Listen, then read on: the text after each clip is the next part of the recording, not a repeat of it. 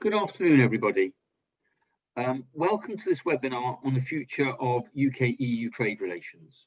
My name is Professor Michael Gasiorek, and I'm the Director of UKTPO, and I'm an academic economist specialising in international trade. The aim of this webinar is to shed some light, provide some information on the Trade and Cooperation Agreement between the UK and the EU, which was signed on the 30th of December in the last minute. I am really delighted to welcome so many participants to this webinar, and we were heavily oversubscribed. And I guess that's a reflection of the magnitude of the changes that are going to take place, and relatedly of the importance of UK-EU trading relations to businesses, workers, consumers, and the UK economy at large. This is a joint webinar between the UK Trade Policy Observatory, which is based at the University of Sussex, and the British Chambers of Commerce, and we are really delighted to collaborate for this event. The BCC is a network of 53 accredited chambers across every region and nation of the UK, and represents thousands of businesses employing in total around 6 million people. The aim of the BCC is to support local businesses across the UK, businesses of all sizes, by building networks, sharing best practice, providing practical support, advice and information, and this webinar is a good example of that. The UK Trade Policy Observatory is an interdisciplinary independent expert group of researchers based largely at the University of Sussex and covering all aspects of trade. The UKTPO is also a partnership between the University of Sussex and the Royal Institute for International Affairs, also known as Chatham House. We established the UKTPO immediately after the UK's referendum in 2016, and we bring together academics from a range of disciplines, economics, law, business studies, and practitioners with deep knowledge and interest of matters relating to international trade. Our aim is to undertake research, analyse, inform, and engage as widely as possible with stakeholders, policymakers, the media, and other researchers. On to today's event. Leaving the EU after 47 years of membership is an extremely significant event. This is true both politically, economically, and socially, and will clearly have consequences for years to come. Essentially, the UK has chosen to change its economic and political trajectory. How that will pan out in the future is, of course, really hard to predict, and will, of course, depend on other developments nationally and internationally. However, given the UK's close economic and political ties to the EU and geographic, that future trajectory will be closely affected by what has been agreed between the UK and the EU. In other words, by what is in the Trade and Cooperation Agreement, or TCA for short. Now, as I guess most of you are aware, the agreement is long and detailed and covers a wide range of areas: institutional arrangements, trade in goods and services, travel, transport, fisheries, social security coordination, law enforcement, judicial cooperation, and so on, as well as dispute settlement. You won't be surprised that we're not going to manage to cover all these areas, and we won't necessarily know the answers to all possible questions which you may have, of which I'm sure there are many. I'm really delighted to welcome our expert panel of superb speakers. We have 3 speakers today: Professor Alan Winters, Suren Thiru, and Dr. Anna Jerzewska. Alan Winters is Professor of Economics at the University of Sussex and the founding director of the UK Trade Policy Observatory. He's a CEPR Research Fellow, has also served as co-director of the CEPR's International Trade Programme, and has worked previously as Chief Economist at DFID in the UK and at the World Bank. Suren Thiru has a wide-ranging background in economics and oversees the BCC's economic thought leadership work, as well as being a regular commentator on the UK economy. Features regularly on television and radio and the national press, and leads on BCC's work on access to finance, Brexit, international trade and tax, and contributes to BCC's policy ideas for economic growth and government spending. Anna Jerzewska is the founder and director of the Trade and Borders Consultancy. She advises private and public sector clients, including the United Nations, the UK government, Scottish government, as well as the BCC themselves. She's a published author and frequently appears in the media, and has given advice on many occasions to various select committees, and as also an associate fellow of the UKTPO. So let me now start to sort of the panelists and the speakers, but before I do so, a little bit of housekeeping. Let me just say that the meeting is being recorded and it's due to end at 3:30. I realise that some people may need to leave before then, but as this is a fairly big topic and important area, and the average webinar is usually an hour long, we've made this one a little bit longer to allow more time both for the speakers and for questions. So I'll invite the panelists to speak shortly. Each of the panelists will speak for about 10 minutes, 10 to 15 minutes. Once each has spoken, I will then ask them if they want to respond to any of the comments made by the co-panelists, and then I'll open up the webinar to discussions, questions and comments. We have actually already received some questions, written in questions, so I'll first ask the panelists to respond to some of those. We don't have the answers to all the questions. Can I also ask, given the number of participants we have, which is very substantial, can I request that if you have any questions, that you please post these in the Q&A section of Zoom, which you can find at the bottom of your screen. So if you post your questions there, I will try and keep track of these. It's quite possible, likely, that we may not have the time to deal with all the questions, but we'll try and deal with as many as we can, and hopefully answer those questions as effectively as we can. So let me now turn to our first speaker, Professor Alan Winters, and welcome once again to everybody. Alan, over to you. Thank you very much, Michael, and thank you everyone for coming to this webinar. I'm going to make some fairly broad points about the Trade and Cooperation Agreement, and in a sense rely on you to take up details where you think you want to. I guess the final agreement that we got on Christmas Eve is pretty much as expected, and indeed is in some senses pretty much like the UK government sought. The sort of fraught negotiations we had with increasing sort of vigour over 2020, the British negotiators scored a number of minor victories, but on the whole the substance of this agreement is fairly much as the EU dictated, and that's not surprising. They are 6 times larger than the UK. So what's good to be said about it? Well, it's not no deal. We actually have got 0 tariffs and very nearly 0 quotas. But I've been saying that British trade with the EU depends on very much more than tariffs and quotas for the last 5 years, and I still believe that. So there's not actually that much more in this agreement that I find to celebrate, or at least so far as the economics are concerned. And there are small concessions over what lawyers can call themselves, but they can't advise. For instance, British lawyers can't advise on EU law. There's a little concession on rules of origin for electric vehicles and batteries until 2026. Financial services is not part of every retaliation that might be taken in the various dispute settlement processes. We have ended up with an independent body and domestic court supervision of subsidies. It was surprising to many of us that we ever thought that we would do something different. We've also achieved, and much has been made of this, a small increase in the quotas for fishing, for fish. Worth noting that we are seeking to grow our fishing industry and to grow it at the expense of the EU. The political costs were borne by fishermen, fisherwomen in the EU, and that really was the sensitive issue. It is one of the few cases where Brexit potentially is causing a UK sector to grow. Other, and I'll come on to this, sort of bureaucratic sectors. So what are the things that I think are missing?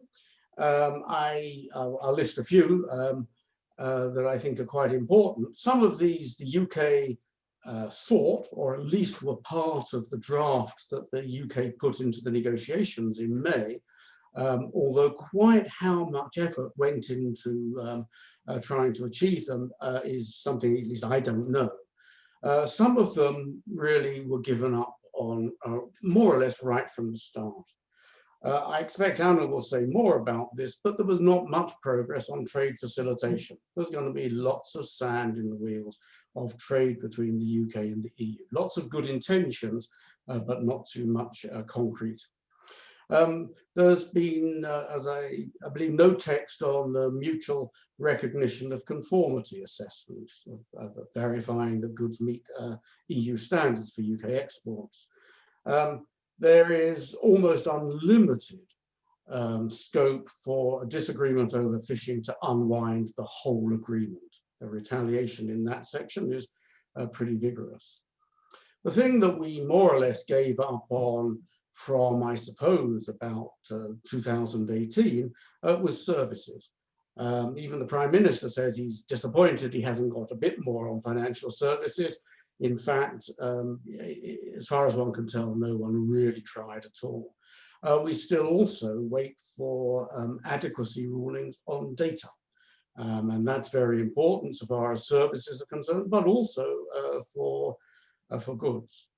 We put into our draft treaty a mutual recognition of professional qualifications in a very ambitious way, and it's nowhere to be seen in the final treaty. And that means it's not only that British qualifications are not necessarily recognized in EU member states. The issue is more that potentially we're facing 27 different regimes. A number of these, most of these recognition issues are national competencies, and therefore just getting recognized in Greece is not the same as getting recognized in Romania. The issue with services, much more I think than with goods, but to some extent with goods, is all of this increases the incentives for providers to move into the EU. And we've seen large amounts of financial assets shifted. We've seen a number of people, 7,000 or 8,000 at least, in the financial services sector being relocated, and in other sectors as well. And you don't expect whole industries just to get up and move. What you do expect is, as they reconfigure themselves to cope with new technology, new circumstances, they are going to tend to lean towards setting up in Europe rather than setting up in the UK. We heard on Monday about the almost complete disappearance of trading of EU stocks in London. There was, in a sense, a fell swoop. And so what we're going to see, I think, is a gradual drift of these activities towards Europe. Now, you might say, well, as long as they keep selling services to us, it doesn't matter. But it does matter in the sense that these are very profitable and highly paying sectors. And so to the extent that they relocate, that's where the tax goes. And that is something which was highlighted, I think, quite a long time ago by a number of commentators, but has not figured much in recent commentary. I want to finish with two comments, in a sense, on how you make it work. I regret Brexit, but here we are, we've got it, we need it to work. There are two areas that I guess rather alarm me, or at least that we need to watch out for. The first is, you will remember that we were supposed to be breaking free of the shackles of EU bureaucracy. We've increased the size of the civil service. The partnership of the Trade and Cooperation Agreement has a partnership council with 20 committees underneath it, 4 working groups. It has 4 separate dispute settlement mechanisms, and so it goes on. And there's going to be essentially a system of sort of continuous negotiation. Now, of course, big changes are difficult and take time, but these aren't really just teething troubles. These are that we've moved to doing so many bureaucratic functions ourselves that previously were handled essentially on behalf of nearly 500 million people by European institutions. In addition, we've got a whole another layer of bureaucracy so far as Northern Ireland is concerned. And for every bureaucrat who is a proper bureaucrat, there are, I don't know how many people like us in the private sector, in the civil society sector, monitoring, commenting, contributing. And so while I think we haven't got any way at the moment of assessing, the truth of the matter is it is going to absorb huge, huge amounts of effort. The final thing I want to say is I'm concerned. I can see exactly why it's worked out like this. This was an agreement negotiated in a great hurry. A year was never really long enough. In the end, we didn't get down to brass tacks till about a month. That's probably an exaggeration, but essentially lots and lots of it remains uncertain. And it does have, as I commented, for separate dispute settlement, at least for separate dispute settlement processes. It has provision for a 5-yearly review, and it has, within the so-called level playing field provisions, the possibility of triggering reviews on a 4-yearly basis, as it were, without too much provocation, and more frequently with provocation.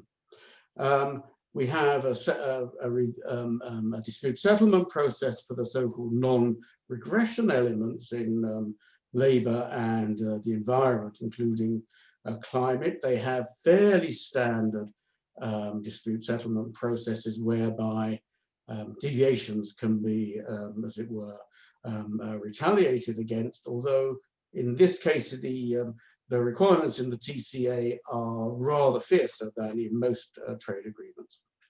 But there's also something in the level playing field section that is, at least in my mind, very alarming. And that is the so-called rebalancing procedure, which is in Article 9.4. I'm an economist, but I've learned that one needs to sort of cite the articles. This is essentially, I think, dynamic alignment in disguise. It is essentially saying that if something happens in the trade area, and if it happens frequently or lasts for more than 12 months, and if there are material trade or investment impacts, one party can trigger a rebalancing process. That means it can start to impose trade restrictions on the other party straight away. The other party can appeal, it can raise the issue, but essentially it is an adversarial issue triggered by one party. Non-regression, the worry that the UK is going to undo some of its standards, is sort of taken care of by the non-regression processes. This is about new regulations. A possibility that's being talked about, I gather, is to do with genetic modifications that we might be pursuing in the UK, but Europe is not keen on.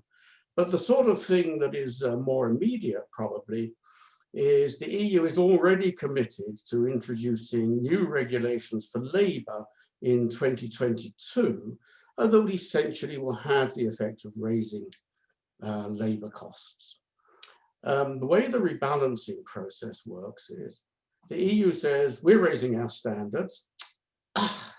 You know, that hurts our trade. We have to rebalance this. Therefore, we can introduce restrictions on UK trade, UK exports, in order to rebalance the agreement. The UK can object, and essentially we get into a massive fight. Now you can see how unpalatable it is, even for sort of rampant Europeans, to, as it were, receive 2 letters from the EU. We're raising our standards, and then a few months later, oh dear, it's affected our trade, so we're going to have to hit back. But essentially, it is political dynamite. It doesn't necessarily have to blow up in our faces, but it takes a huge amount of political forbearance and political skill, and indeed sort of forbearance, not just on the part of the government, but on the broad body politic, including the media and so on, not to stir these things up into great bun fights. Quite a number of people have done pretty well out of the politics of Brexit. And it's going to be very, very difficult for them to resist, as it were, reviving the old magic. So this rebalancing clause, which is drafted in ways that are really quite ambiguous at places, or quite uncertain what the definitions mean, seems to me to be a great worry. The Swiss have discovered that you have a period of perpetual negotiation with the EU, and that it's very irritating. It's not that you negotiate with the EU every other month and you say, oh, for heaven's sake, let's get back inside. Actually, you say, these awful people, they are constantly making trouble. We're constantly having to deal with them. And it sets up anti-European feelings. The British people must decide what they think about that. But essentially, I worry that in some sense we've set this thing up, I think probably inadvertently, in a way that actually feeds the sort of anti-European feeling that has rather predominated over the last 3 or 4 years. You might think that's fine politically, but given that Europe is large, rich, very close, it's always going to be our main market. And if we are in constant friction with them, that is not a happy message to send to business at all. And so on that cheerful note, let me stop. Okay, thank you very much, Alan. Just one quick question of clarification on the rebalancing. If the EU or the UK, because this is presumably completely symmetrical, wished to rebalance because it deemed that in some sense trade or investment had been affected, what are the tools of rebalancing? These are unspecified, but they can involve, I mean, it sort of gets referred down to the institutional arrangements of the overall dispute settlement process. And that allows pretty wide responses in the area of trade. It's not a technical issue. I mean, it's different from changing the standard on producing, I don't know, washing machines, so that our washing machines are for some reason produced more cheaply. The EU can countervail that by imposing a tariff on washing machines. These are a statement, this thing is no longer balanced. And every 4 years, one party or the other can just basically say that. We think it's not balanced anymore, we now want a review.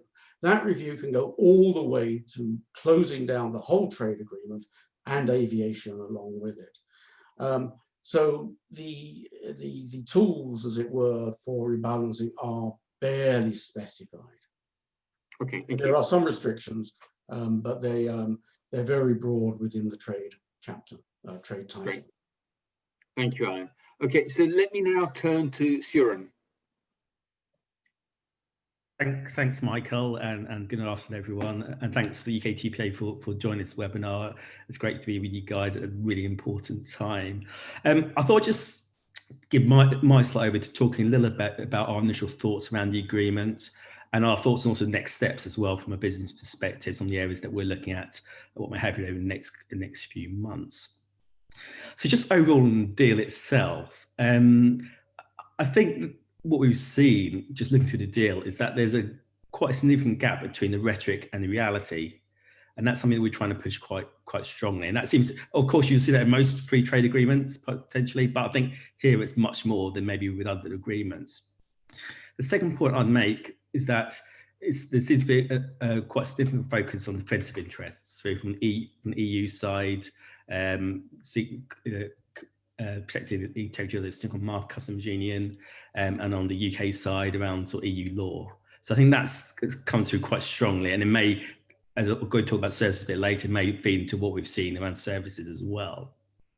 Now, in terms of agreement itself, so of course, is the biggest benefit is that we refer to no deal. It's clearly an important point, and that sort of layer of uncertainty has been removed, which is clearly beneficial. But clearly, there may still be some disruption. We're not seeing anything in the moment. Things are a bit quiet, but our view remains that we may be the calm for the potential storm in the next couple of weeks, as sort of the Brexit stockpiling that happened sort of back in the last year, and also some extended sort of Christmas leave, and obviously the COVID impact as well, to maybe to quieten things down a little bit. But as we move towards the back of this month, we may get a better picture of what may happen.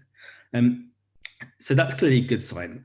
But again, so talking about sort of rhetoric being sort of at odds with maybe some of the reality. Now, I think, you know, while having a trade agreement is good, avoiding no deal is clearly a good outcome. I think Alan's spot on when he talked about some of the sort of mechanisms in place within the agreement, the balancing mechanism that was mentioned, has created sort of instability in the agreement compared to what we've seen in maybe other free trade agreements. Of course, there's a number of mechanisms which I won't go into, which Alan sort of well covered. But when you think from a business perspective, and you're looking at maybe a 5 or 10 year investment horizon, and we make some big plans for the future, that sort of instability around whether you may have to pay tariffs in 5 or 6 years time on goods adds a layer of uncertainty. So that's clearly a concern going forward. How do you address that? How do you maintain some of the stability in the agreement, where you may get to a point, depending on what sort of political backdrop to negotiations in the next couple of years, where there's going to be some interesting trade-offs between some, including the business community, who may want to see a shift in standards versus those who want stability going forward. So that's going to be an interesting sort of internal debate within the UK, I think, but could have wide-reaching consequences, because as Alan pointed out, there's numerous mechanisms, and the bar seems pretty low for trade remedies to be enacted on the other party. And that's clearly another concern as well. As I mentioned, one of the big sort of gaps in the agreement is, of course, on services. The UK economy is 80% services, so clearly that's a huge gap. Businesses will be I guess, disappointed when you look at, obviously, no mutual recognition around professional qualifications. That's clearly a concern. But also concern around some of the restrictions around business travel as well.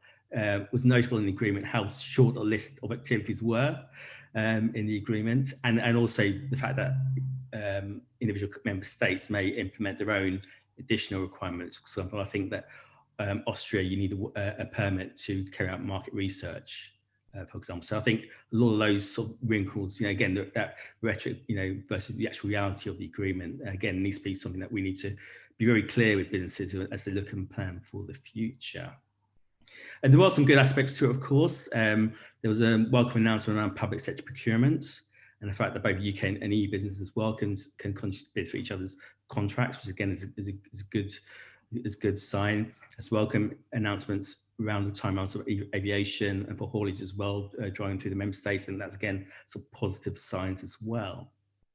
And looking at the agreement overall, I mean, I think it is. You can look at it two ways. You can look at it. Is it a basis for future negotiations, future improvements, future to build on what we've got in the moment? Or is it open to sort of more instability for businesses? So that's going to be sort of the key question as we move over the next few years. I'll say particularly in the run up to the review point that Alan mentioned, that 5-year review point as well. So I think that's going to be something to watch out for as well. Moving forward, I think from our point of view, there's a number of areas of priorities for us. Now we've had that agreement in place. I think one of the key critical ones is actually, everyone who's read the agreement knows it's incredibly complex. And what we need to see is that it's been distilled into easy to use guidance for businesses. I think that's really important, really critical. We've seen some stuff come out over the Christmas period, but more needs to be done. It needs to be more specific and easy to use business guidance. As you'll see, I'm sure you see by this webinar, there's a lot of people on this webinar, there's a lot of people asking questions, and that's a good sign that the guidance that's been provided isn't good enough, and more needs to be done in this space. And there is a large number of unanswered questions that need to be addressed sooner rather than later. I think another area we're interested in as well is looking at ways of trying to smooth a transition. So we've seen a number of easements that have been covered over the last couple of weeks. I'm sure I will talk about some stuff around water origin, but I think more can be done. I think one area that they could look at is sort of smoothing some of the penalties that may be put in place if people get the paperwork wrong once they reach ports. Having a sort of a 3-6 months of hiatus on that, I think that will help as well smooth the process going forward. I think, and Alan mentioned, there's two major gaps, of course, in services that may be addressed over the next 3 to 6 months on financial services and data adequacy. They need to be resolved as a matter of urgency, really, to make sure that businesses can plan as they move forward. Another area that the government could look at as well is what support they can give to businesses who are making quite significant adjustments over quite a short period of time. Is there fiscal support they can provide that's specific to the speedy transition? For example, could they offer some sort of tax allowance, tax credit, or some sort of voucher type scheme, which helps smooth the process going forward? I think that's something that they need to look at quite closely. And we have a budget coming up in the next month or so, which they may need to address that as well. I think there needs to be a commitment from both sides to look at or making a commitment to maintaining stability in the agreement. That's going to be really important as you move forward, because that will help businesses plan for the long term. So things like standards and other areas as well, which is going to be really important, because as I mentioned when I start, there's a lot of scope for this large parts of this agreement to fall down quite quickly. And I think there'll be a lot of most conservative businesses around that, and it's going to be a real concern as well. Well, I think services is again, sort of looking at sort of macro, I think services is a concern for us, how that plays going forward. But I mean, I guess what we're interested to see is to what extent further negotiations could help ease some of those challenges around services. Because there are two major red lines, free movement of people and regulatory alignment. And those red lines make any further push to get an agreement on services much harder, and it'd be interesting to see over the next couple of years as maybe the political focus sort of fades a little bit from the agreement, and maybe there's more focus on the practicalities where there's any shift in that space. That'd be quite interesting to see as well. So that's probably our sort of key priorities going forward. And lastly, for me, I mean, I think my message to businesses would be is that focus on reality versus the rhetoric. You know, don't look at the headlines, look at what's behind the headlines. That's going to be really important going forward. One example of that, and I'm sure Anna will talk about it in more detail, is of course the headline agreement is no tariffs, no quotas, but in reality that only applies to certain goods and goods that meet certain requirements. That's really important to note. I would also say is look at the guidance and do flag where you think there are challenges there, which we can sort of pick up. And last, what I'd also say is that you shouldn't be alone in your preparation levels. Speak to your local chamber of commerce, who are experts in national trade. Speak to them. This was shameless plug to our newly updated Trade Hub, which includes our latest analysis on the UK-EU trade deal, and also a checklist which covers sort of your key areas you need to look at when planning over the next few months as well. So that's so again, there is stuff the businesses can do, but some of it is about watching and waiting, and hopefully those who are looking at this agreement going forward understand sort of business implications or some of the challenges. And Alan mentioned some of the committees that have been set up to support the Joint Council. There needs to be a clear business voice on those councils to make sure that their voice is heard, particularly on key areas like services like rules of origin as well. That's going to be a key sort of priority over the next sort of 3 to 6 months as those sort of those mechanisms get set up. With that, I'll hand back to Michael. I look forward to the discussion.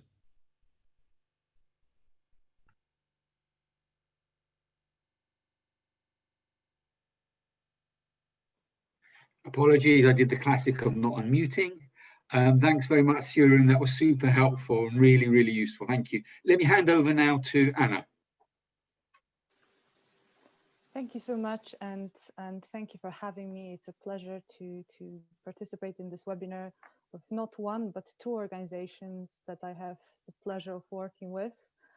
I was listening to the presentation by Alan and Suren, and I think it's quite hard to talk about this deal objectively without also thinking about other aspects, such as the impact that this deal will have on companies and on supply chains, which is what I'd like to talk about now, but as well things like border readiness, trader readiness, and just the drastic difference in terms of how we're trading now versus how we traded 2 weeks ago. But if you look at this deal objectively just as an FTA, it's obviously confined to the FTA framework. And as a result of that, there are some things that were never going to be possible under that deal, just because it is an FTA and there are limits to what you can do with an FTA. But if you look at it, if you try to look at it objectively, it's not a bad FTA per se. I mean, it's on the shallow side. It's shallow in terms of SPS services, everything that both Alan and Suren mentioned. But there are also things to welcome within that deal. First of all, this no tariffs, no quotas, or almost no quotas, including the some examples of quotas in origin and so on. But that in itself is an achievement. If you look at FTAs, most FTAs around the world, you see that there are always some exceptions. There are entire industries that are excluded from market access provisions. So, you know, in a way, that's something to welcome. That's something to applaud. The same with the Customs and Trade Facilitation chapter. It's a very comprehensive chapter. It includes provisions that are part of the of both sides' commitments under the WTO Trade Facilitation Agreement. It's forward-looking. It has a lot of interesting provisions, has the mutual recognition of AEO, so Trusted Trader Program, which doesn't necessarily do much for you if you're not an AEO company. And even if you are an AEO company, the benefits are still limited, but it's nice to have. It's good that we have that mutual recognition. The Trade Facilitation chapter and the Customs and Trade Facilitation chapter doesn't necessarily change much in terms of what happens at the border, but then again, FTAs rarely do. That's not what they're designed to. That's not their purpose. That's not what they're designed to do. So if you look at the border situation, just this week one of trading under this new deal, again, the way that FTAs is structured, and given that we've left the single market and the customs union, there's very little that this deal changes in terms of what happens at the border in practice. So in practice, other than no tariffs, which I'll come back to in a second, everything is quite, the process, the procedures are quite similar to what it would have been under an ODU scenario. And what we've seen so far, week one, is that trade is down. As Suren mentioned, the stockpiling in the last months of 2020. So in some border crossings, we're seeing that trade is down to about 20% of usual volumes. At Holyhead, it's about 1/3 of what it normally is. So we haven't seen everything kind of, trade hasn't picked up yet fully after the Christmas break, after the end of the transition period. We've heard yesterday from the border delivery group that about 25% of trucks are being turned away from the border, which is an extremely high percentage if you think about that. And as trade picks up, that might obviously, we'll have to see what percentage we'll get then. In Northern Ireland, we're seeing the trucks arrive in Northern Ireland without checks, so without the health certificates that are required, because the guidance wasn't on the easements, special easements for SPS procedures in Northern Ireland wasn't fully understood, wasn't fully clarified. And all this, I think it's safe to say, as Suren mentioned, that we haven't seen anything yet. This is week one. This is still light touch approach on the EU side, both on the standard EU border as well as Northern Ireland. This week one ends today. And again, in the next few weeks, we might see that all the issues that we've been discussing in the last couple of months or years even, so lack of capacity, shortages in terms of customs brokers, lack of readiness, IT systems and all that, all this might still be relevant and all this might still cause problems. So the first couple of months are going to be challenging. And then moving on to the impact of that deal on companies and on supply chains. I think there are two things here to mention. One is the impact of the end of the transition period, and then the other one is the impact of the deal itself. And in terms of the transition period, it was almost impossible for any company to be fully ready for that, the end of the transition period for January. Guidance, as we've seen, was published incredibly late. There was one, so I think it was a Monday just before Christmas, there's one day where everything got published at the same time. We had GSP, we had a number of customs-related SIs, we had some other guidance. We only got clarification regarding goods at risk and Northern Ireland, I think the week before that. Then on Christmas Day, we got the deal. The following week, the last week of December, we got so much guidance that was being published. We actually had something published on the 31st. There was a special guidance on simplifications for parcels going into NI that was published on the 31st of December. I mean, there's absolutely no chance that anyone's going to read this and apply this from the 1st of January.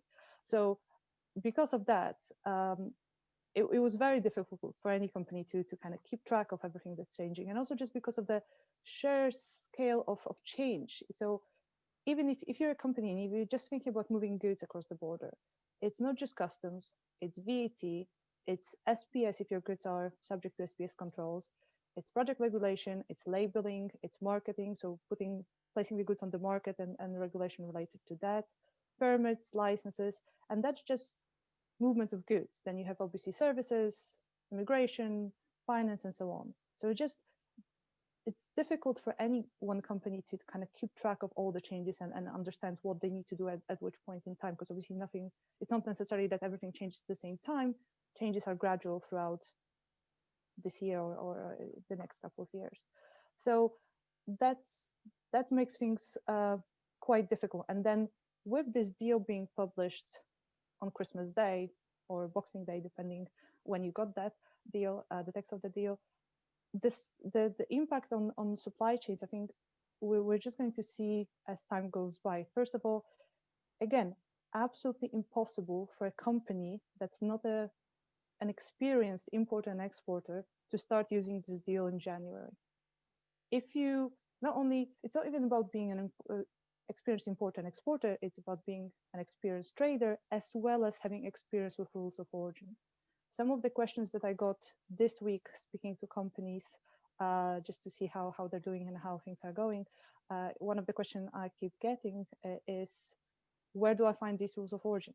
Now, we now hopefully all know that no tariffs are conditional and it's only for goods that meet rules of origin. So where do you find these rules of origin if you're a company?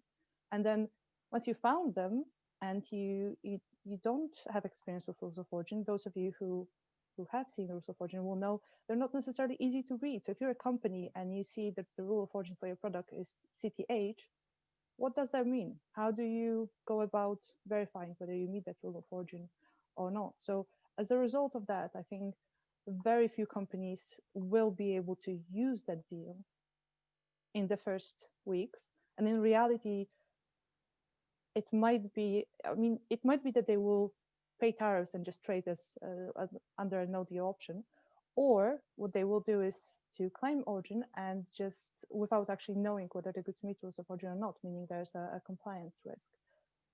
And then there's a long-term impact on supply chains. So this is the first couple of weeks, couple of months as companies learn, they adjust, everything kind of settles down. But I think there's a very significant potential long-term impact on supply chains as we are going for different scenarios. As we're speaking to companies, we're starting to see situations that will no longer be possible. And again, a lot of this was obvious, but last year, as you probably all know, there was so much to think about. Just some of these things just kind of were missed or weren't fully thought through. So to give you a couple of examples, if you're a company that's sending goods from Germany to Ireland, but you're invoicing through the UK, the loss of triangulation on the VAT side is going to make things very difficult for you going forward. And again, there are businesses who just haven't really thought about that part of the deal. Rules of origin will again be one of the more significant reasons why supply chains are impacted. We have this headline of no tariffs. We have this the understanding that is for originating products, but companies really don't necessarily understand what originating means. So we are also finding that companies, for example, import goods from China, bring it into the UK, perhaps repackage or something, and then send it bring it into the EU and then send it to the UK. And they are now realizing that that means not only tariffs, but double tariffs, because you pay tariffs on the way into the EU and then tariffs on the way into the UK. And then this week, yesterday and the day before that, we've had this the story break around rules of origin and minimal operations. And again, a standard procedure, a standard element of many FTAs, something so small and such a detail, but it will have an impact on certain type of businesses and supply chains.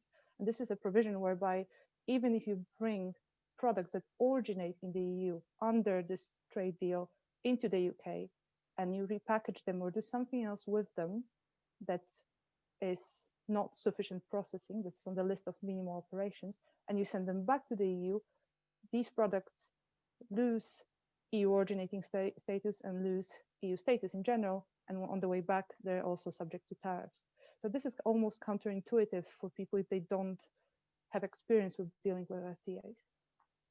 And again, for some industries, I think it's generally this week when companies realize that their supply chains might be significantly affected going forward. And then the final thing I'll mention is impact on supply chains in Northern Ireland. I think this one is going to be incredibly interesting because on one hand we have this debate whether Ireland has the best of both worlds or the kind of the worst of both worlds. But on the other hand, we also have the fact that Ireland, the goods produced in Northern Ireland are not considered originating in the EU. They will be considered originating in the UK. So we have to include, when we're thinking about the impact, potential impact, we have to think of trade agreements as well. So I think there's quite a lot of factors there, and it's really difficult at this point to understand what this impact will be and how we'll see supply chains around Northern Ireland change. But I think there is potential for significant impact, and it's something that will be long-term impact and one that it might be quite difficult at the moment to prepare for. So I'll stop here as well and look forward to your questions. Great, thank you very, very much, and thank you very much to all three of you. Let me try and briefly summarize some of what's been said, and maybe going a little bit back in reverse order here. Anna started off being the most cheerful out of the three of you, saying that it's not such a bad deal as far as FTAs go. And I guess that's probably true, but let me be a little bit more negative on that particular front, because I think it's worth us remembering that, and I guess we all do know this, but I think it is worth highlighting, that what a free trade deal normally does is to liberalize trade between countries. This is a really, really unusual set of circumstances where we're not liberalizing trade. We're actually thinking of it's a free trade deal which is raising trade barriers between countries. And that makes it very, very unusual. So, if we were starting from no free trade deal, we had trading with the EU as a third country, then this would not be a bad free trade deal. But given from our starting position, it's less obvious that it's not a bad deal, or at least I wouldn't call it a great deal. And I guess that brings me to Alan's point, which is one of his first points, which is that on balance, this is a fairly thin deal. That we've got no tariffs and quotas, and as Anna rightly said, that is an important achievement, and we should emphasize that. But nevertheless, the notion, which I think Boris Johnson said on the 24th, that there are no non-tariff barriers to trade, is simply incorrect. There is a whole range of non-tariff barriers to trade, which are still in that agreement, and Alan went through some of that. The other thing that comes across from all of your comments, and in particular from Alan and from Suren, is the absence of services in the agreement. There's minimal agreement on liberalizing trade and services. There is a little bit, but there's a lot that is not there, and it's less, for example, than in the agreements we have with Japan or with Canada. Two big areas that are outstanding here, which Suren picked up on, and Alan as well, I think, is equivalence for financial services sector firms, which would make it much easier for financial services sector firms to operate in the EU and to sell their services in the EU. Equivalence, it was always known that this would not be part of the agreement. So the fact that it's not in the agreement is no surprise. It was always known it wouldn't be part of the agreement. We knew that for several months. But the EU is still trying to decide on whether it'll give equivalence on, I think, 28 areas of financial services. But I believe it's waiting for more information regarding UK regulations before it makes its decision on that. And the second area that matters not just for services, but clearly is important for services, but also for trading goods, is about data adequacy. It's about the ability to transmit information across borders, essentially. The other area that Alan spent some time talking about, and this I think relates to some of the longer run concerns and considerations which Suren talked about with regard to investment, Anna with regard to impact on supply chains, is quite how these rebalancing mechanisms and the ongoing nature of possible negotiations might impact on relations between the UK and the EU. You know, in a sense, one could argue that on the one hand, one could argue that the agreement is positive in that it isn't set in stone. It allows for the possibility of future developments and negotiations. On the other hand, and I think this was one of Alan's worries, it potentially leads to future conflict, and to future conflict being stirred up perhaps by politicians and some of the media. All of that, of course, potentially impacts on certainty and uncertainty, and therefore on long run impacts. So much of what Anna was talking about, the first part of what Anna was talking about, was very much about the procedures and the way firms are reacting to now trading with the EU on very, very different terms to what was the case before, the lack of information or the late provision of information on that, and how they're reacting and responding to that. There are some very immediate short-run impacts from that, which firms, clearly the workers in those firms, will need to be concerned about, and we wait to see quite how that will evolve. It is quite striking that 25% of trucks are being turned away from the border. That statistic from Anna. You know, that's a bit of a worry. Now, maybe that's really super temporary, and maybe that is, you know, within 2 or 3 weeks, we'll realize, no, it's okay. Now firms understand what they have to do, and it's got a lot easier. Really, really hard to know, but I'd be interested in both Anna's and Suren's views on that from talking to your companies and so on. The other thing that I would focus on in terms of my summary is some of what Suren was saying about the need for more, I guess, government engagement with businesses in supporting this transition and supporting trading in this sort of new world, as it were. And that relates both to the information that is given, the support and advice that is given, and possibly for the need for fiscal support. Let me stop there with my sort of brief attempt at a summary. Before we turn to the questions, I just wanted to turn back to both Suren and to Anna in particular, because you've got that sort of direct engagement with companies and firms. And I'm intrigued and I'm interested to know what is your perception of the way firms are currently reacting to the new trading arrangements. Are many firms holding back from trading while waiting to see how things evolved, whether there's a light touch or a harder touch at the border? Are firms coming to you and saying, look, we're having a problem, things are being turned away? What is your perception of that immediate change in the trading arrangements?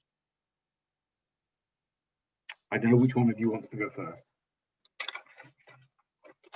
I just, I mean, from our point of view, I think anecdotally, I think it's pretty quiet at the moment. I think there is quite a few in wait and see mode. I think anecdotally, sort of November, December, we saw quite a few businesses stockpiling. We've seen some evidence of that. So that's obviously probably running down at this point.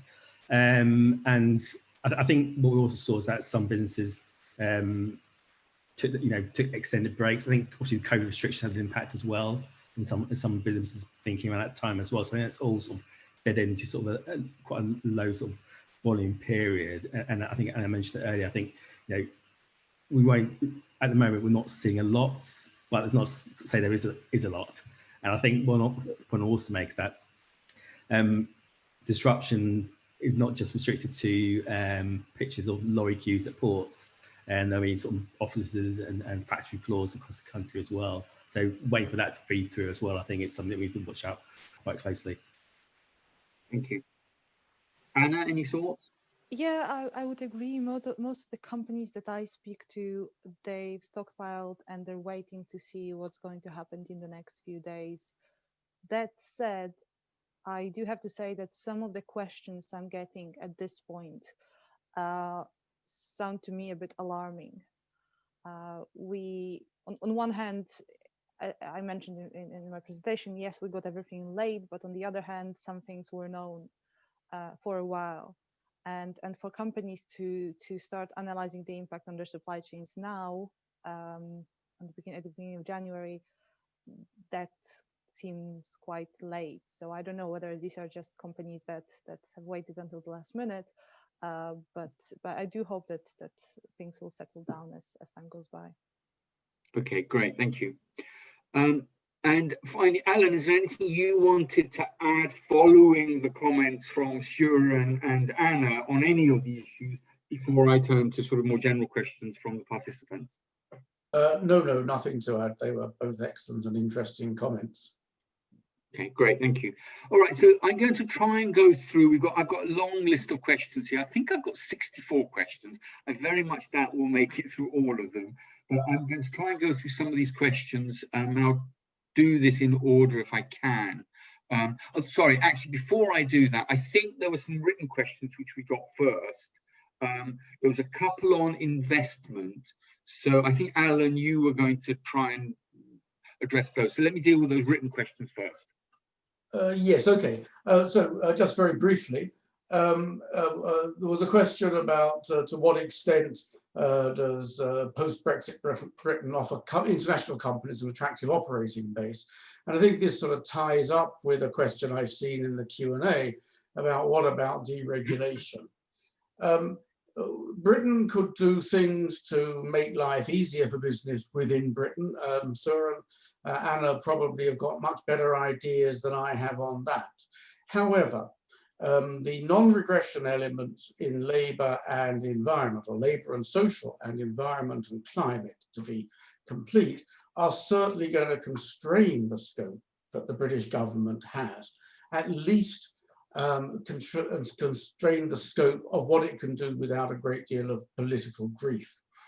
And the general rebalancing is going to offer some constraint on things that might be, as it were, more innovative and introduced for new. So I think that a good deal of thought would allow us to create probably a better environment for business. But remember that in international terms, Britain was never such a bad place for doing business. And therefore, I think the idea that in some sense we are now free to rip away and get the growth rate up to 7% is just sort of unrealistic.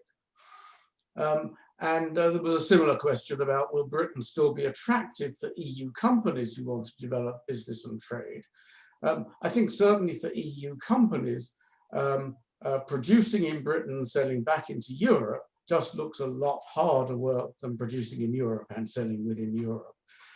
So not to say that EU companies won't find it attractive to establish in the UK to serve the UK market, possibly to serve the rest of the world, and particularly if Britain ends up with a wider set or deeper set of free trade agreements with other countries. But I think Britain as a platform for serving the EU is starting, well, has always looked rather worrying. Anna's story about the repackaging of biscuits and so on is, the first sort of first time that it hits home that actually things that we just took for granted as being feasible in the UK suddenly would not be. And so I think that we're sort of establishing a more level playing field for companies from inside the EU and outside the EU, and that is not as attractive for selling into the EU market as being inside the EU. So I think that in time we will find, as it were, the EU firms are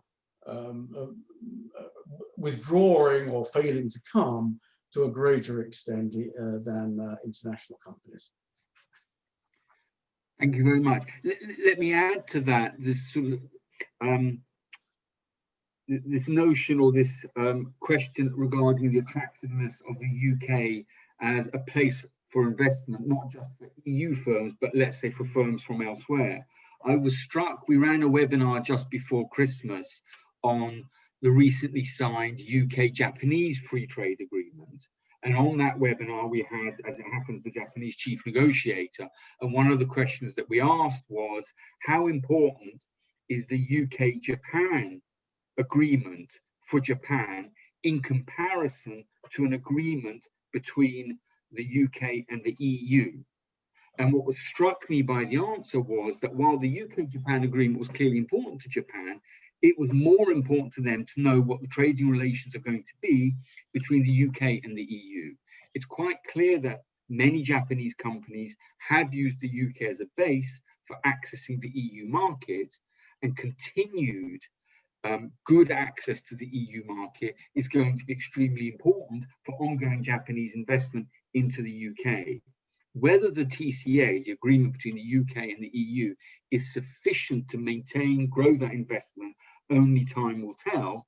But clearly, the greater are those barriers, some of which have been highlighted by the panelists so far, between the UK and the EU. As investment goes forward, the chances are that it may be more likely that investors will choose to locate in the EU if they want to serve the EU market than to do so from the UK. That would seem fairly logical. Right, so let me move on to questions. So, and back to the written questions. There was a couple of written questions which were sort of VAT related. Now, I think one thing I would say on that is that none of us are VAT specialists, so I'm not sure we're in a position to answer that. And I think, Anna, did you want to comment on this as well? I just wanted to say, both in terms of questions on VAT, but I'm also just looking for the questions here, and there's quite a lot of quite specific business-related questions. And on one hand, I fully appreciate that so many companies just need advice right now, just need to ask some questions.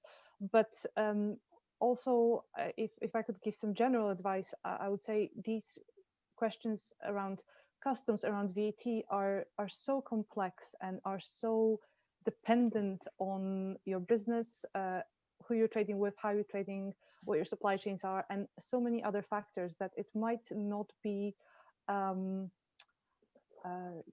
guess, safe in a way to rely on advice that you get during a panel. Just to give you one example, this triangulation example that I mentioned. If a company asks me, can they still send goods from Germany to Ireland?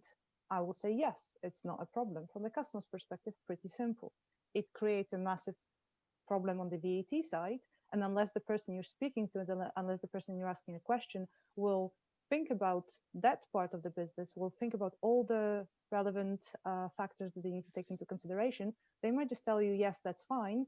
And it's only when you start trading that you realize that something went wrong. So I would just say that with questions like some of the questions I'm seeing here, when it's, can we still do this? How do we do this? So on, it would be best probably to speak to chambers of commerce, your local chambers of commerce, get some proper advice, get someone who where you can rely on this advice from a tax perspective, because it can have really significant a significant impact on you down the line, and it might not be a very good impact. So just bear that in mind. I think that will be helpful. Great. Thanks very much, Anna. So I think the message is that some of these questions that we've got in the chat, we're not in a position to answer, and it might be dangerous if we try to answer. You really do need to get highly specialized advice for some of these questions. So I'm going to try and skip over those sort of very, very specific questions and deal with the questions that I think are probably more relevant and pertinent to this panel. So let me turn to a question from Jack Simpson, which I'm probably going to point to Alan on, is how will the GSP operate? And will GSP goods entering the UK be able to travel onto the EU under a mutually recognised scheme, and vice versa?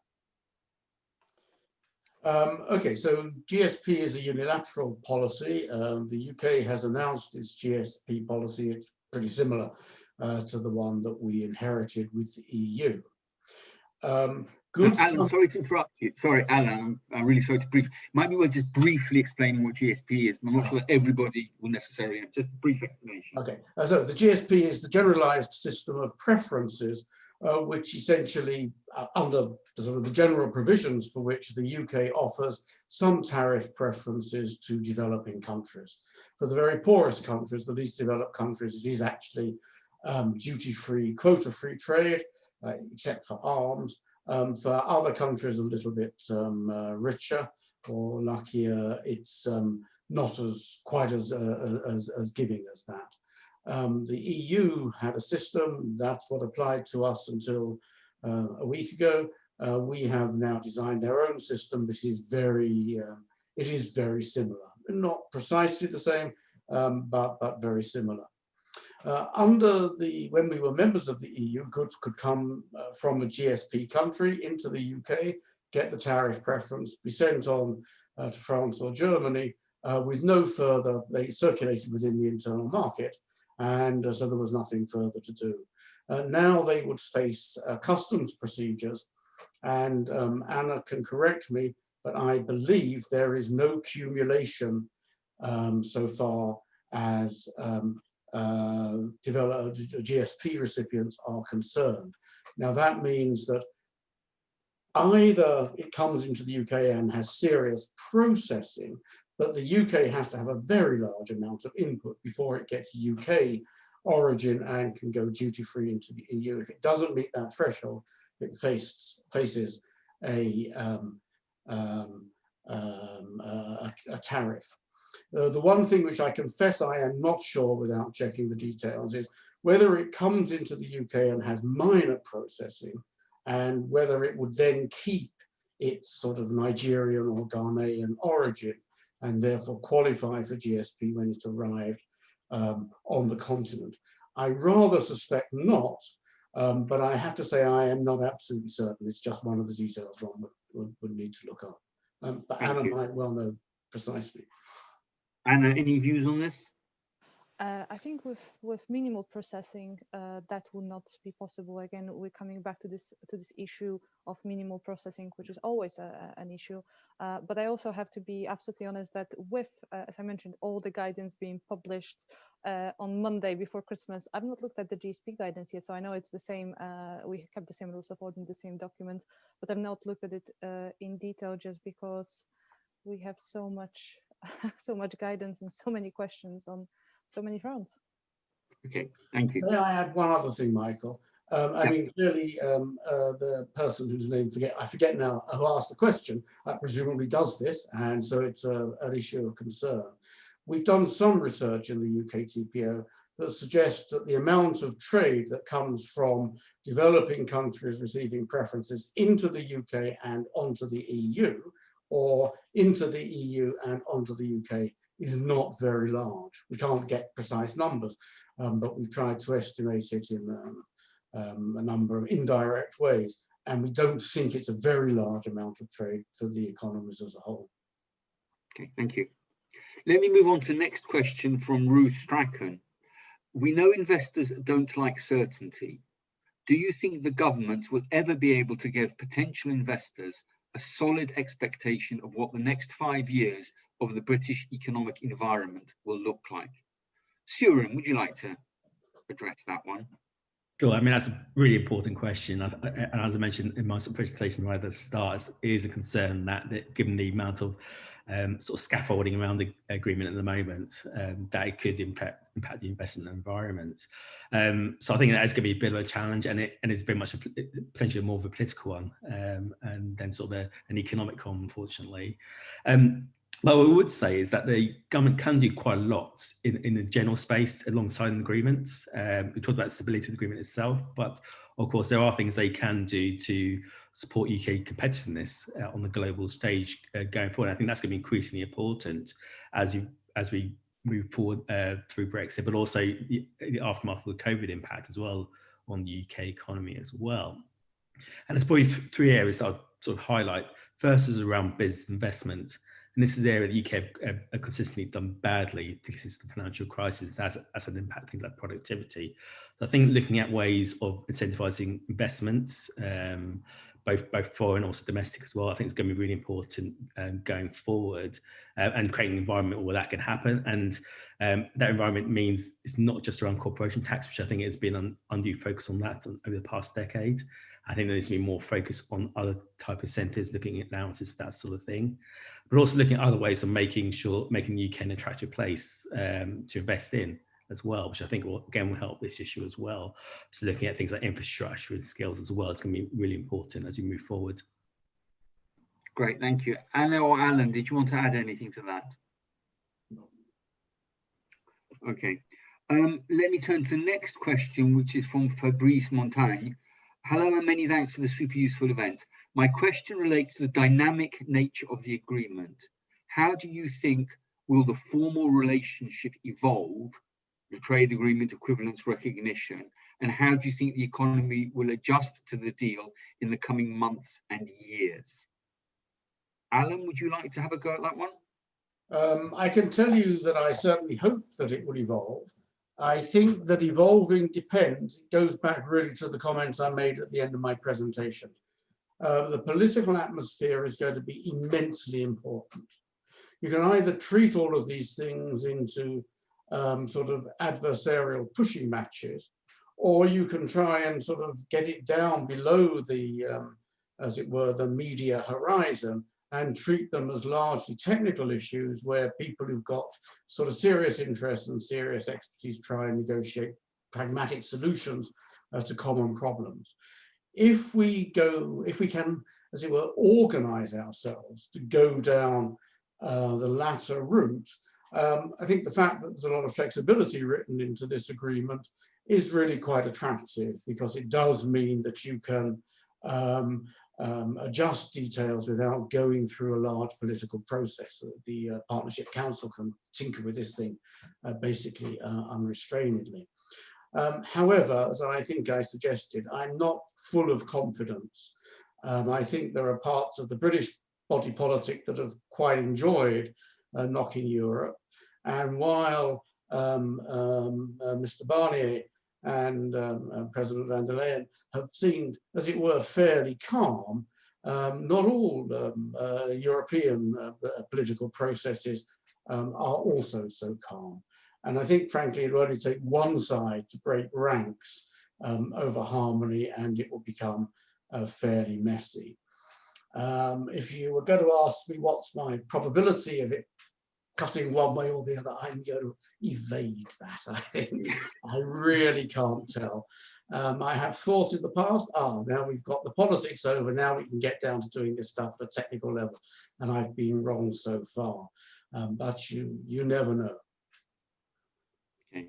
Anna and Suren, any thoughts on this issue? No. Okay. Let me turn to the next question from Trevor Fenton, which is about data adequacy. The parties have kicked the issue of EU-UK personal data transfers into the long grass. Very little has been said in the press about the trouble the ECJ's Schrems II decision might cause for the EC finding UK data protection law to be, in inverted commas, adequate. The EC knows UK law well.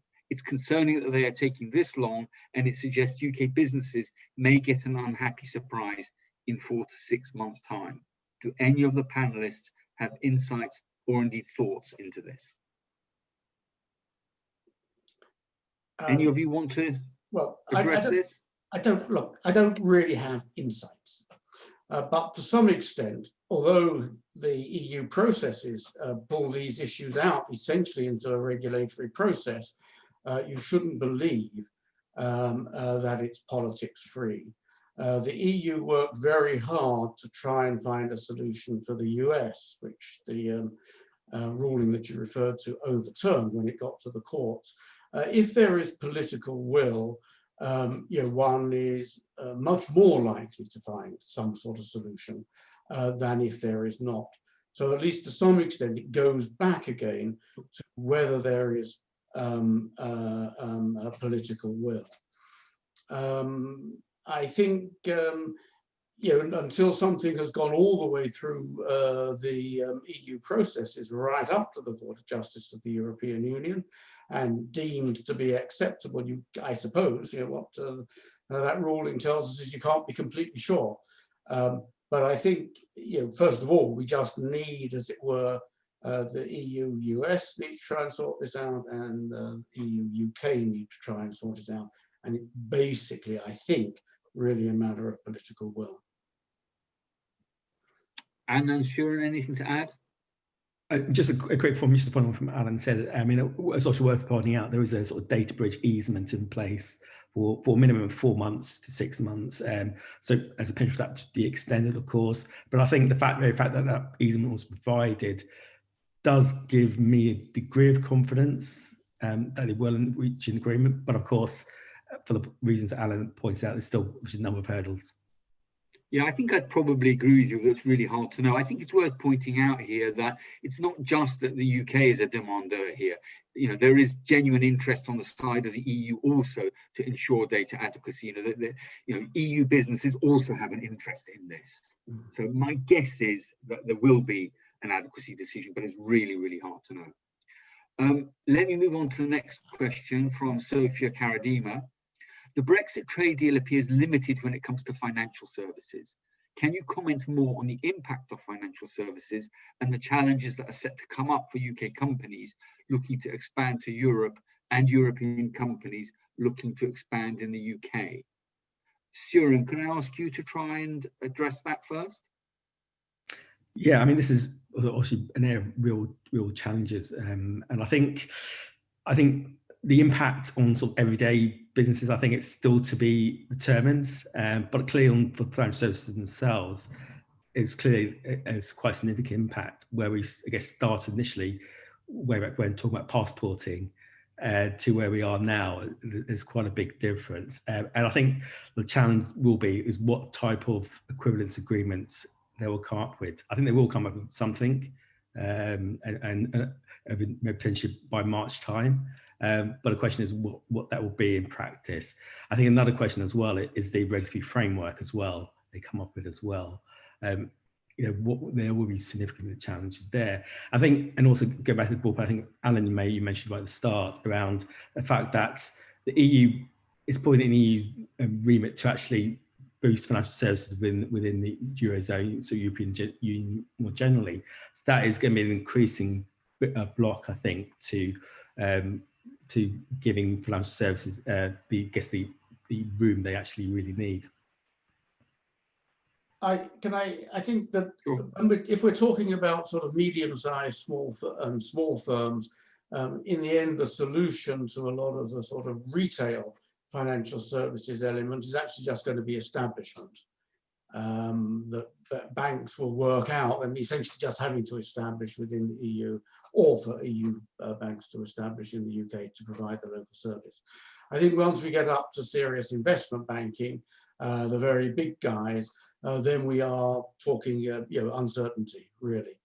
London may continue to be a global centre and essentially have a sufficient pool that it sort of keeps its handle on EU business, but there's no doubt, as Suren said, there's some sort of policy interest in trying to encourage some of this to relocate in the EU, and it's certainly far from certain that just proper, really good links out into the world financial services sector will be enough to for London to survive. I think we've been wondering about that issue. Will London have enough natural comparative advantage to survive these sorts of frictions, or will it not? It's occupied us for 4 years, and I think, frankly, no one really knows. And just one point from me, and financial services, as much as any industry in the UK, is very much a global industry. And I think obviously the European Union is part of that, but I think there is a lot of resilience there within the sector, particularly going forward. I think that the UK's position as a sort of financial hub will be limited a little bit, but I don't think as much as people are expecting. Okay, great. Thank you very much. I've got a couple of questions here that I'm going to group together on rules of origin. So I'm going to turn to you, Anna, on these. Okay. So one from John Pete, which is very interested in rules of origin problem relating to goods imported for onward distribution to other EU countries, e.g. to Ireland. Seems to make them subject to full tariffs and is causing upset in Northern Ireland and Ireland. Was this known about? And if so, why wasn't something done about it in the agreement? And the second question from Jinte Astrauskaite, and apologies for my pronunciation there. Hello, we are a company based in Lithuania trading with the UK. We understand that from now on, we will need to declare origin of our products. If European origin can be proved, all is okay. What happens if we use raw materials from countries as China? Will duties then have to be applied, even though we paid duty when we imported those materials, obviously from China? So, Anna. Thank you. And yes, I've been a little bit distracted. I've been looking at all these interesting questions. I think one thing that's very, very clear is the level of interest in rules of origin. And I think it might be a good place to propose another joint seminar between UKTPO and British Chambers on rules of origin, because given the amount of really good questions on rules of origin, it seems like that would be useful. On the first one, so this issue around minimal operation. First of all, just transshipping and then minimal operations. So I think the question was if you, I can't find this question now, but it was if you bring goods into the UK and then for onward supply. So yes, I mean, this it's something that's standard for every single FTA. If you just bring goods in, you don't do anything with them and you send them for onward supply, the best way to do it is under transit. If you want to send goods through the UK, it's the only way to do it is under transit. If you bring goods in, import them, and do something to them that doesn't exceed minimal operations, yes, tariffs are due. It's the loss of originating status and it's the loss of EU status, so that becomes a problem. It was known, I think. But if you do it under transit, sorry, but if you do it under transit, then you don't need to pay those tariffs. Yes, but under transit, you don't bring them in; they just transit, so you just pass the UK. And there are other things you can do. Again, that will depend on your supply chain, what you're trying to do with these goods. All of these things were known, but I think it was just a question of some companies who were raising these issues last year.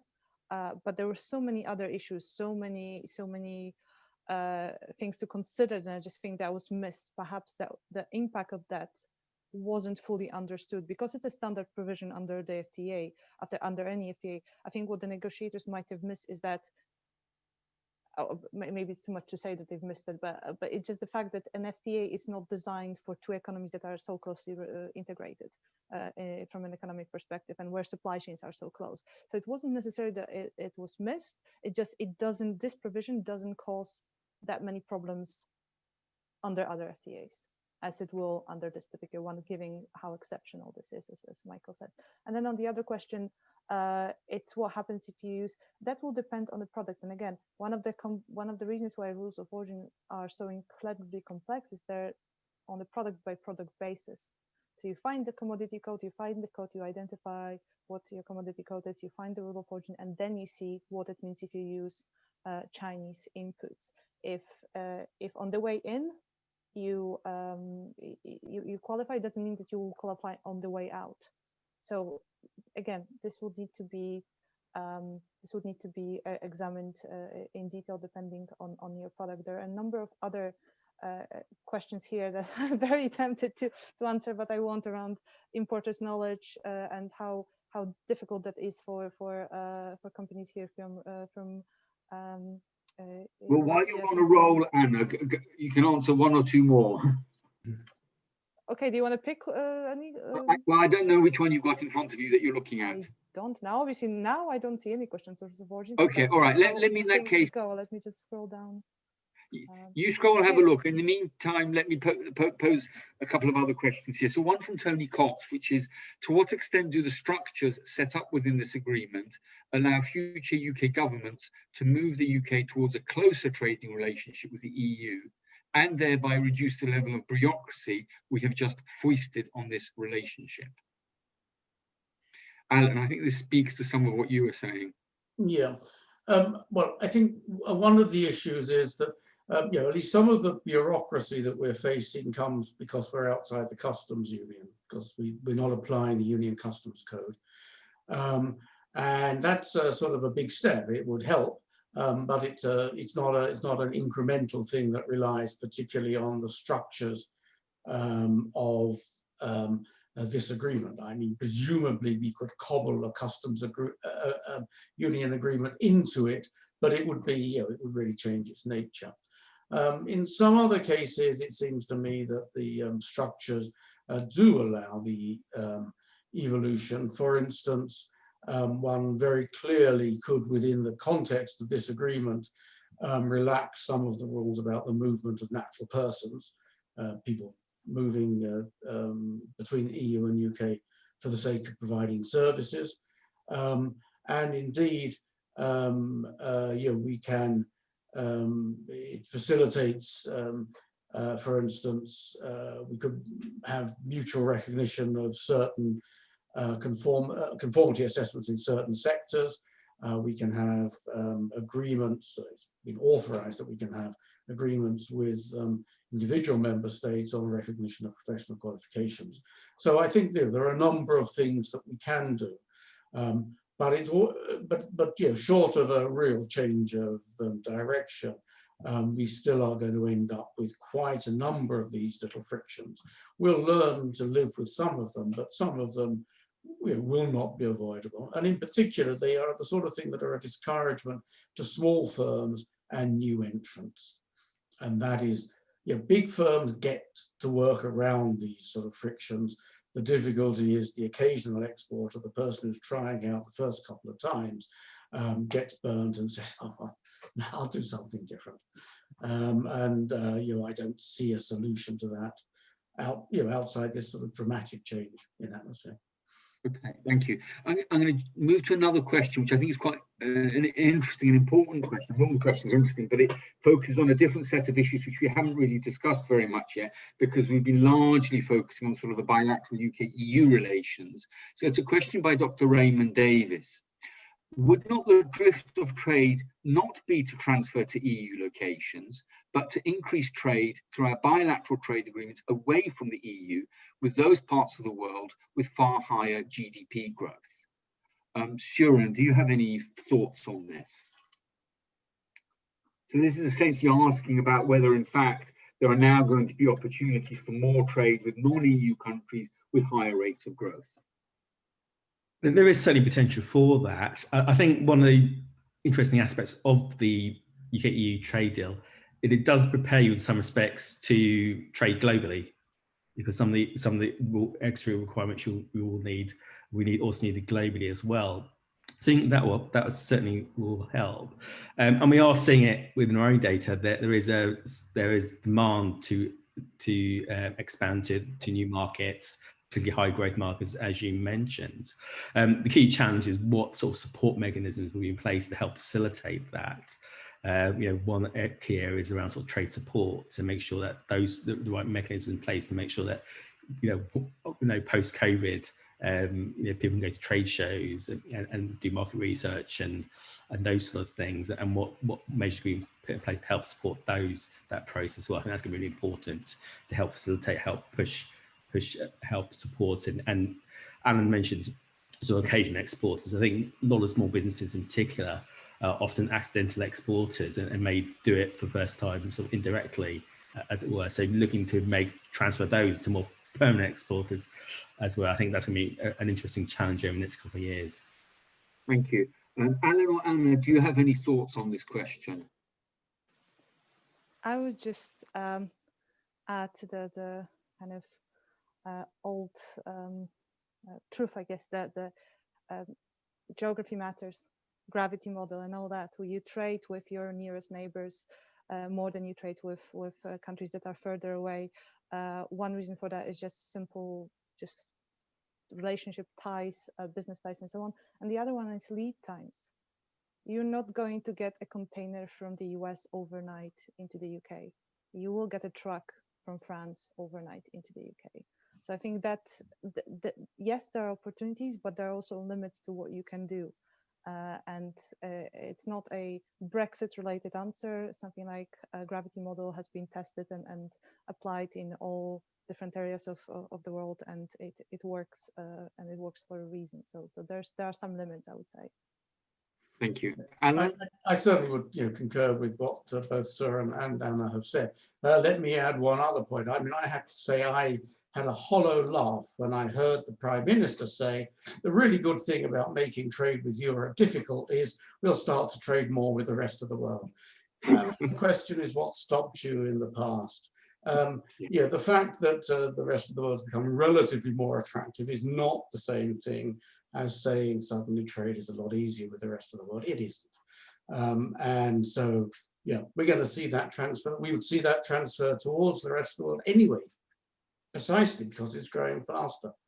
Brexit doesn't make that much odds, I don't think. Great, thank you very much. Okay, I'm afraid that we have run out of time. It is 3:30, so I'm going to call this event to a close. Can I give a huge thanks to Alan, Suren, and Anna for the time they have spent thinking about the questions and answering the questions, and for their presentations, which were hugely insightful and interesting. Watch this space for a future webinar on rules of origin between the UKTPO and the BCC. Thank you very, very much, everybody, for attending, and stay in touch and follow us on our website, and we will be in touch with you. Thank you very much, everybody, once again. Bye-bye. Thank you. Bye-bye.